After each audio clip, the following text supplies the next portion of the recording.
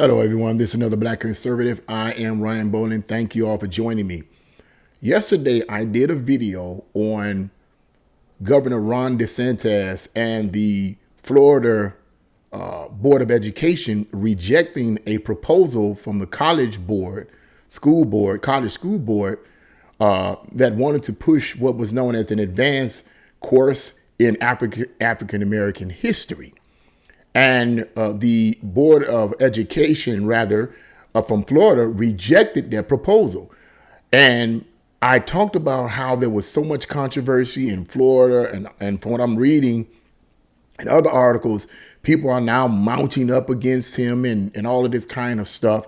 And I gave just a kind of like an introduction, although it was a long video, kind of like an introduction to some of the things and some of the reasons, that Ron DeSantis and the Florida Board of Education rejected that proposal from the college school board. Okay. Now, in this article that I'm going to read right now, this will be, of course, an extension of that video because I really want people to understand what I was saying in even more detail yesterday, but also what Ron DeSantis was saying, because like I said yesterday, I don't believe he was rejecting classical African-American history. And now I'm going to give you more detail into what he actually said during the press conference. So I'm going to read that to you and I'm going to give you my detailed opinion on that. But before I do, it suffice to say that this information that I'm going to read you is a transcript of what he said in the actual press conference. So it's not the actual audio, it's a transcript, but suffices to say it's very clear what Ron DeSantis is trying to promote, that he is not promoting racism or hate towards black people. So let's get right into this article. Let's get right into this. And the article starts off as the College Board this week agreed to revise an AP, which means Advanced Placement course, on African American Studies after it was rejected by the Florida Department of Education over its content, which included a focus on, quote, queer theory and intersectionality. Intersectionality, that's what it's pronounced. Now, let me say something here, too, before I go any further into this article. I think I mentioned this in the video that I did yesterday, that the College Board that made this proposal to the Florida Board of Education did not want to revise the topics that they were dealing with in this course. They wanted to push these, what Ron DeSantis and a lot of people on the right, i.e. conservatives, call woke agenda type of stuff. But what we have here in this article here is that they have decided, the College Board has decided to revise this, which is good news, because they're saying, you know what, Ron DeSantis took a stand. And that's what let me say this. That's one of the reasons why I admire him, Florida Governor Ron DeSantis, because even if he is a part of what people would consider to be the establishment, he tends to have strong belief systems that he stands on. He doesn't tend to take down like so many of these other so-called Republicans in the establishment do. He tends to have a backbone, and I'm thankful for that. I'm thankful for that he's standing on what he believes to be right and what he believes to be true. So let's go on with this. The article was that the College Board has agreed to revise the rejected course, prompting a statement from Florida Department of Education Communications Director Alex LaFranzo.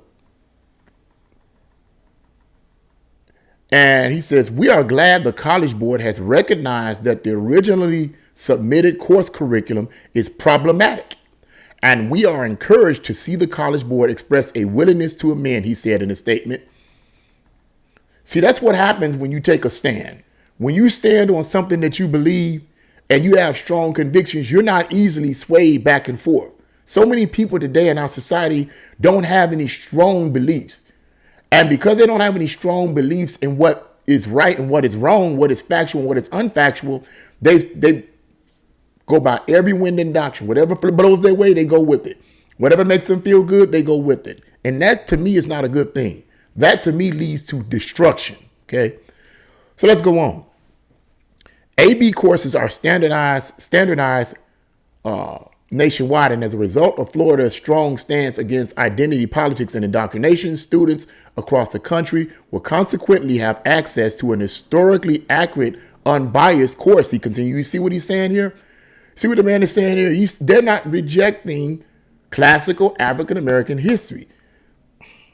I don't want to go too far into this because I have something to say about, unfortunately, about a lot of us, of people of my color that tend to overreact to things emotionally all the time. I see that this is a major, major problem with a lot of black people. They just don't seem to be able to get over their emotions. And these politicians and these think tanks and these professors play on that all the time. But let's continue on. As Governor Desantis said, African-American history is American history. Listen to what he said here. And we will not allow any organization, and I agree with that. When I read that so-called African-American history, when you say African-American history, whether it's directly or indirectly, you're marginalizing black people in America. You're saying, okay, that's their separate history. And even if they may have had black people in the past, may have had different circumstances that they had to go up against, like discrimination and racism, which was going on. Okay, it's still American history. It's still a part of America. That's why it's called African American history. That's why it's called African American. I prefer to say black history rather than African American history because we're not from Africa. We're from those of us that are born here in America as black people. We're born in America as black people. We're not born in Africa, but that's just my preference. Okay, that's just my preference. Let's read that again. As Governor DeSantis said, African American history is American history, and we will not allow any organization to use an academic course as a gateway for indoctrination and a political agenda, he added, noting that the agency is looking forward to reviewing the changes and removal of problematic facets, such as, get this now, critical race theory, black queer studies, intersectionality, and other topics that violate our laws. I always say that wrong. Intersectionality, okay? And he says, and other topics that violate our laws. And what he means by violating the law is talking about Florida state laws. Now I'm going to read a portion of a cross article to you guys a little later from, I believe, more of a left-leaning article, a left-leaning news site about how that Florida does have African-American history teaching courses in their schools, but we'll go on. The decision comes on the heels of Governor Ron DeSantis further defending the decision to reject the course due to its inclusion of political motivated agenda items, including, quote, queer theory. But let me read this right here real quick. Let me go back because I don't want to go too far. It is where the representative said intersectionality and other topics that violate our laws. Now, like I said, the laws that he's referring to are Florida state laws. Now, I want to read you a portion of this article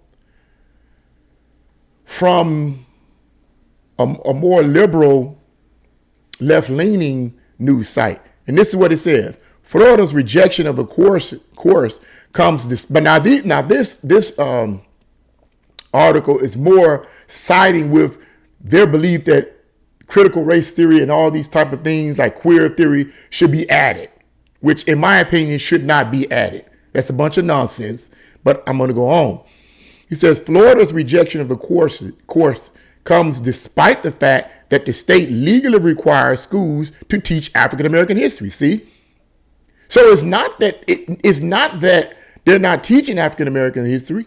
They're teaching it. A statute in state law mandates African American studies and history to be taught in order to help students, quote, develop an understanding of the ramifications of prejudice, racism, and stereotyping of individual freedoms.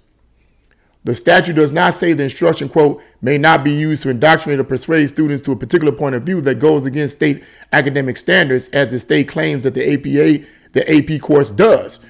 Now, I just wanted to read that portion of the article because of the separate article because of this idea that Ron DeSantis and the Florida Board of Education is totally against Black history in its classical sense. Once again, I'm going to keep saying it. That is not the case.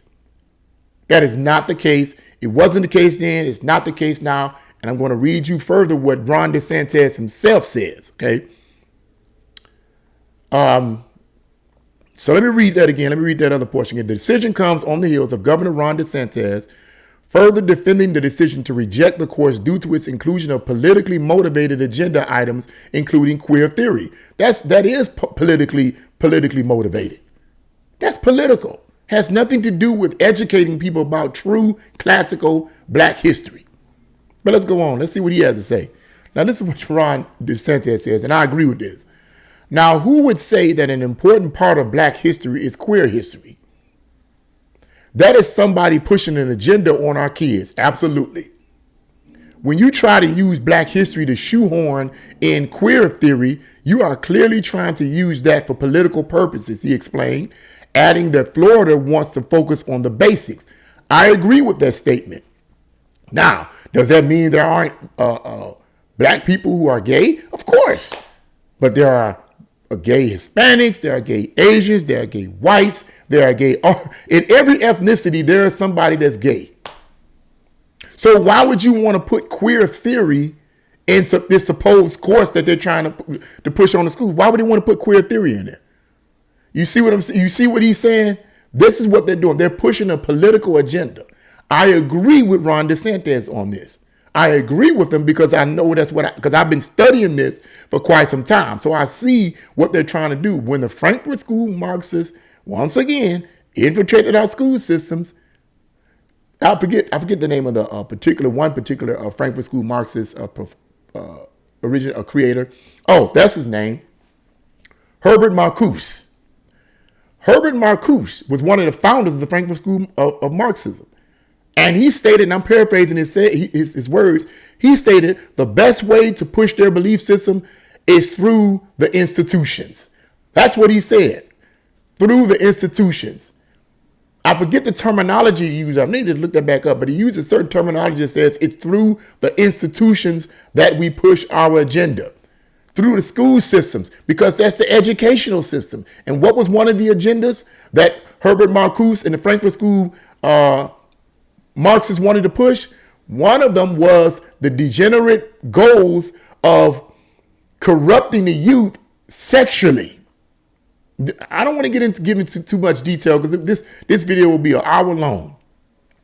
But suffice is to say, okay, that many of these Frankfurt School Marxists passed on these corrupt teachings to the students, okay, in the 1930s. The students became a part of the counterculture of the 1960s. Then they became tenure professors. And guess what? They adopted and embraced the Frankfurt School teachings, and they began to pass that on to other students. So you have professors in the schools, mostly in the universities, okay? They're still trying to push it in the kindergarten through the 12. That's even more sicker, but it's mostly in the universities. And you have these professors pushing aberrant, horrible, I don't know how to describe it, nasty sexual connotations on the gullible young minds of people in their late teens, early 20s. Your mind is still fresh at that time. Your mind is still fresh. The Frankfurt School Marxists understand that it's the college students that are going to be the people that's going to go to politics and become a part of the industry, become a part of the media, become a part of politics, like I said, become a part of the school system, become a part of the entertainment industry. They know that. So in order to basically brainwash a lot of these younger people in this early stage of their life, they have to infiltrate the main institutions, which are the colleges and universities. So that's what's going on here. That's what Ron DeSantis is talking about. He goes on to say, when you try to use black history to shoehorn in queer theory, you are clearly trying to use that for political purposes, he said. Then he says, he continued, we want to do history, and that's what our standards for black history are. So he's showing you right here that they have black history, but he's talking about real history. Let's go on. It's just cut and dried history. You learn all the basics. You learn about the great figures. I view it as an American history, I don't view it as separate history. I agree. You know, we have history, a lot of different shapes and sizes. People that have participated to make the country great. People that have stood up when it wasn't easy, and they all deserve to be taught. But abolishing prisons, being taught to high school kids as if that's somehow a fact, no, that's not appropriate. So this is what he was talking about. And that's the end of that article there. But I wanted to read that to you guys because I wanted you to get more information on what he said. But not only that, but to get the good news that this the college board is going to change the curriculum. All because Ron DeSantis took a stand. Something that a lot of these politicians are not doing. Now let me go back on this whole idea of, unfortunately, the way a lot of black people react and respond. Now, this is just my opinion. Look, this is just how I feel. For me, true. If you want to talk about black, whatever. Okay, you want to make it a black thing. Okay, here's my thing on it being a black thing. To me, true black pride is mostly intellectual, not just physical. When I look at black pride, I look at people like Thomas Sowell, Walter Williams, Martin Luther King, even though I don't agree with some of the things he did, okay, and what he believed, but that's another story. I ain't going to get into that here in this video, okay? And other great figures that accomplished great things in America. And that's how I look at that's how I view black pride if you want to focus on black issues, okay? What I see often among black people, not all, but for me, from my observations and my experience, this is what I mostly see. As I said earlier in the introduction of this video, black people overreacting emotionally to certain things that are put out on mainstream media without getting all the facts. I'll give you an example. So-called police brutality. Is there police brutality? Yes, there is. Yes, there's police brutality. But is it the way the mainstream leftist media spin it all the time? No, it's not. If we be honest with ourselves, the way the mainstream major media spins police interactions with blacks, they always spin it in a way where the white, especially if he's white, God forbid if he's white, the white police officer shot an innocent black man or innocent black woman simply because they were black. That is not true. I'm not saying it doesn't happen, but 99.9% of the time, that's not the case. It's the way the mainstream media pushes it, and black people collectively react emotionally. Oh my God, these white police officers, I'm tired of them shooting us and killing us. So when I go to work as a security officer in downtown Cleveland, I get hated because I represent law enforcement, even though I'm not a law enforcement officer, even though I did go to graduate from the police academy in 2005 and 2006. I know what it takes. Okay. But being a security officer, I'm in league with them. So they hate me, dog me out, disrespect me because I'm in league with them. So I suffer the same things that a lot of the police officers suffer. But the point is that because of this nonsense that the mainstream media is spinning, black people tend to overreact emotionally to the incidents instead of digging a little bit deeper and getting information from the other side to get all the facts first to make an assessment. Just like Michael Brown. I know that's controversial. No people going to get upset, but I'm going to give you what the factual data is. People can agree, they can disagree. It's like somebody said, you can have your own opinion, but you can't have your own facts. So I'm going to give you the facts. The whole idea of Michael Brown having his hand up is a lie. That's fabricated. That was a lie. He did not have his hands up. As a matter of fact, Michael Brown was trying to attack the police officer and would have killed him had he not done what he needed to do to defend himself. Those are the facts. And in fact, there were black people being interviewed in that particular city. They were being interviewed that the establishment prevented them from giving their testimonies because somehow they wanted the idea to be presented to the black community that Michael Brown had his hands up and he was arbitrarily shot by a white police officer because white police officers hate black people. So black people ran with that. And then you have all these stupid riots and all kinds of stuff because you know why? The mainstream media and the left play on black people. They keep the division going because they're fearful that if blacks and whites really unite, we're going to overtake them. My philosophy is like this. Get all the facts first. And let me go back to this whole idea of black empowerment. Let me elaborate on it a little bit more. That's what I believe. I believe that it's mostly, I believe that black pride and black empowerment is self-sufficiency. Okay, I believe that, don't get me wrong, we all need a helping hand. I need a helping hand right now, you know what I mean?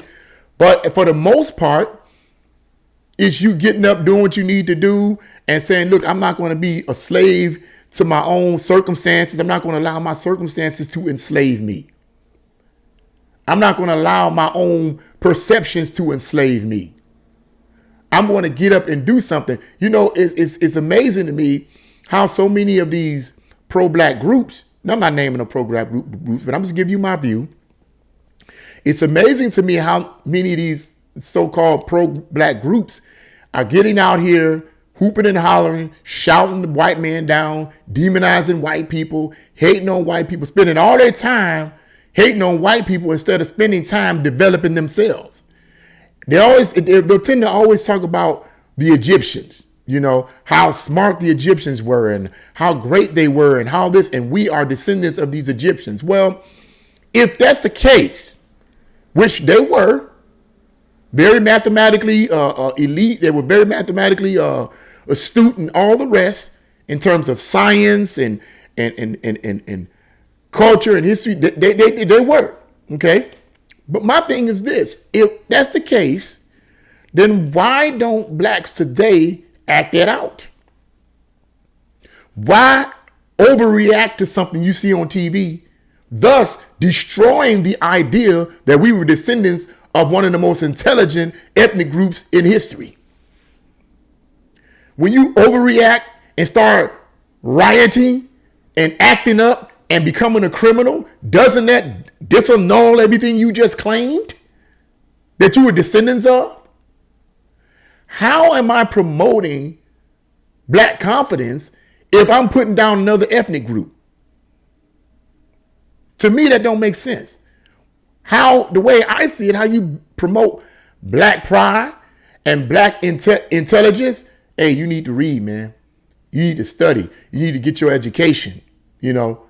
You need to do what you need to do to better yourself physically, intellectually, spiritually. That's what you need to do. To me, that's true black pride. To me, that's true black development. Now, I can't stand these white people. They get on my nerve. That's all I hear. Where's that getting you? How's that building you up? How's that producing greatness in you by putting somebody else down? Sounds like to me you jealous. That's what that sounds like to me. I'm just being real. I'm giving you my view. That sounds like to me that these type of blacks are jealous of whites. So if you're jealous of them, what do you think you should do about that? Instead of wanting to persecute them and kill them and all this other foolishness, why don't you look at what they're doing and say, man, I want what they have. Let me find out what they're doing to get what they have so that I can have what they have. Because what I understand is that when blacks do that, they tend to be successful. They become business entrepreneurs. They become best-selling authors. You know, They become celebrities, filmmakers, scientists. That's usually how it pans out. Instead of, man, you get on my nerve. I hate you. I'm tired of white man doing this. White man don't want you to have nothing. White man don't need this. That's all I hear. And I get tired of it. When are blacks collectively? Well, let me take it back collectively. I'm gonna say on an individual basis. When are blacks on an individual basis? And when I say blacks, I mean certain segments. And like I said, some of y'all ain't gonna like what but this is my opinion, and I'm gonna give it. When are we gonna get to a point where we can say, hey, you know what? I'm gonna do what I need to do to better myself. I keep going over this. Black History Month is coming up. Black History Month is coming up. And I said this to myself. I said, oh boy, the liberal left establishment gonna go buck wild with that. Watch all the racism that's gonna happen in Black History Month. Watch all the division that's gonna happen. I'll be shocked if it don't happen. All the division. Oh, the white man took this from us, and the white man took that, and the white man did this. Instead of focusing on black accomplishment. That's what Black History Month is supposed to be about. It's supposed to be about focusing on black people and what they have accomplished in America. Why would you keep mentioning slavery? How is that helping you? How is that helping anybody? Let me end the video on this. This video has gone farther than it should have. Longer than it should have. I know y'all all know about that statue, the MLK statue. Now, I was going to do a video on that, but I wanted to be able to actually show it, and I don't have the software to show it to you. But I'm pretty sure y'all have all seen it. That was the craziest piece of trash I ever seen in my life. You're not going to get me to believe. And you're going to wonder what my point is. I'm going to get to my point about mentioning that. You're not going to get me to believe that the artist that created that statue didn't know how that would look. Now, some have said, well, if you really look at it, you can tell what it really, but why do I have to figure it out? Why do I have to figure it out? Why do I have to go through different angles and look underneath it and get in a helicopter and look on top of it and dig a hole underneath the ground to look at the different angles? Why do I have to do all of that to discover, oh, this is Martin Luther King and his wife embracing? What sense does that make? I know these artists that did this sculpture knew that. To me, in my opinion, it's a mockery. And let me tell you another thing. I'm pretty sure that it was radical leftist, communist supporting people that created that sculpture. Because the 23rd goal of the 45 communist goals, the 23rd goal, and y'all know I always mention this, well, not always, but sometimes, is to promote repulsive and ugly art. To me, that was repulsive and ugly art. They don't want to promote anything beautiful because what they believe is that everything beautiful is created by the establishment. It's created by capitalists for control. So it's their way of rebelling against the capitalist society. Let's promote ugly art and create ugly art as a way to contradict beautiful art. But you're going to do that with a Martin Luther King statue? Are you kidding me? Are you kidding me? And Black History Month is coming up? But I've seen people defending this. I've seen black people defend this. Oh, I see what it is. Man, come on. See, you see what I'm saying? This is the kind of stuff that we let happen. We let it. When there's true racism, black people won't say anything about it. So many black people are so brain dead and mind controlled and manipulated psychologically. When there's true racism being initiated, they don't see it. They actually defend it. But when it's somebody like Ron DeSantis saying we don't want to put this junk in our black history courses, you against black people. Unbelievable. Unbelievable. That's my opinion. That's my view. That's where I stand. What do you guys think? Leave your comments in the comment section below. Like, share, and subscribe to the channel. God bless you all. See you again.